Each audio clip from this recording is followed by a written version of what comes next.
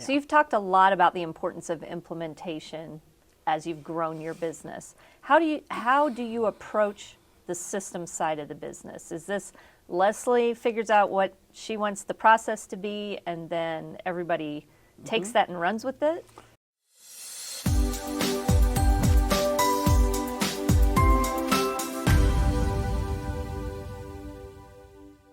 Pretty much. I think the most important thing is I think number one is a database. Without the database, you can't really have a system, right? And what are you using today? I'm not telling, because it's I refuse to tell anybody. I am still on Online Agent. Honest to goodness. And it needs to change. So I will not, I'm holding myself accountable to doing this. Well, now you told me and everybody else. Yeah, so we're holding Leslie You'll accountable. see by the end of the year, folks, it'll happen. No, only because we migrated to top producer for a while. It was overkill for what we were doing. So we're looking at exact IXACT right now, and I think that's where we're headed. Okay. But the problem is right now I'm down a couple people for various reasons, so we don't have time to really test, beta test it. So it's in the background being worked on, but it's not our primary. But that's where I think we're going. Okay. Yeah. So you said database is number one. Database is number one, and then the system is number two. And I think the system can be something as basic as, what do you do every day? If you don't have any system at all, if you're brand new and you have no system, I mean, the best thing is to get a piece of paper. It's so simple. Yeah. Everything you do every day, write it down on a piece of paper and then turn that into a plan. In other words, you're looking for an earnest money check. It's so simple and so basic. Okay, did we get the earnest money? Did we get the earnest money increase? And then you have a system, and it reminds you every 3, 7, that is so freeing. It's the most freeing thing. So I am a systems absolute freak.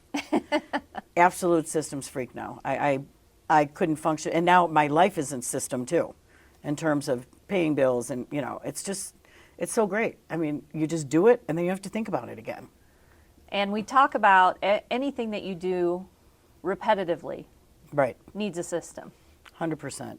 And once you have that in place, and you have an accountability, whether it be your computer telling you today's day 3, check it off, it's done, you checked it off, and it's complete. How does that tie into accountability for your team? It hopefully helps people keep focused. There are times where I have to say, all right, for example, if somebody on my team goes on a listing appointment, the process is supposed to be you come back. Usually we have them the people in the database, because when the intake call comes in, they go into the database. But when the agent comes back, it's like, okay, and if you're an individual, this can work just as well. When you come back from an appointment, you need to put them in a plan. Are they a seller A, 30 days? Are they a seller B, 60 days? Or a seller C, 90 days? Seller D is somebody that says, I'm going to move in the next year or two. Then you have a keep in touch plan in place to follow through. One might be an email, one might be a handwritten note, one might be a phone call. And were these all defined by Leslie? Yes.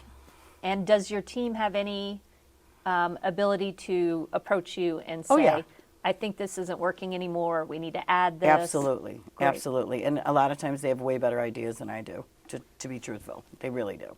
So what would you say to somebody who is in the process of building a team, who's still hanging on to the control of all that and not allowing that input from the team members? What has been your learning experience? Oh, well, I am probably one of the most hands-off people there are. And as I've said this a million times, but if you can't delegate to somebody, if you cannot delegate, that means you don't trust them. And if you don't trust them, they shouldn't be working for you. In order to delegate, you have to trust. I can hit the forward button on my phone and not think about something because I know it's happening.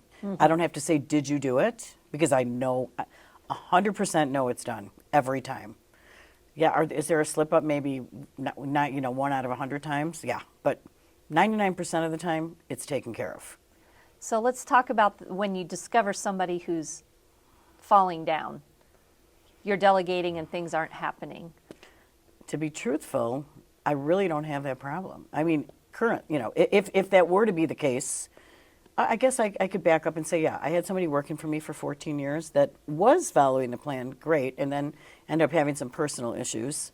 And I was like, okay, fine. We talked a couple times, didn't work. And finally, I just said, this doesn't work. And because once you talk about it, and there's no correction, and you talk about it 2 or 3 times and they don't correct, you got to make a decision. But Leslie, I'm overworked as it is. How can I let somebody go even if they're screwing up? Well, I mean, the problem is undoing what you did wrong takes more time than fixing it. And that's what was happening with this particular person. I mean, I won't go into great detail, but they were supposed to be, I sold a house the buyer had never seen, and I said, you need to go to this house. The buyer had never seen the house. So I said, make sure there's no footprints all over, you know, from the showings, business cards are put away. The person was coming in town for the first time to see the house they bought. So I thought, you know what? Again, I didn't trust. So I went there and nothing was done, and she told me it was done. So I'm like, you're done. Yeah. I mean, that could have cost me a whole sale. And that was 14 years into this person working for me. My And it was gosh. hard. And to this day, she had so many great qualities, but I know it was the right decision. Yeah.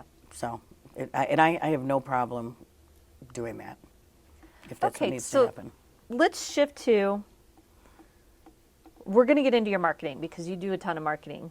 Before we do that, I know there's a lot of debate about technology versus relationship, high tech, high touch, if you will. And that's even one of the universities back in the day that you attended. You have very specific perspective on what's important there. Right. So, you know, we all know that so many people, I know a million people that do this, they sign up for the latest and greatest, and they're even telling everybody, you should sign up for this, you should do this, you should do that. And so you do it. And it's not necessarily what you like to do. And the problem is that if you don't like to do it, it's hard to get other people, if you have a team, enthusiastic. And if it's just you, it's hard to be enthusiastic about something you don't like to do.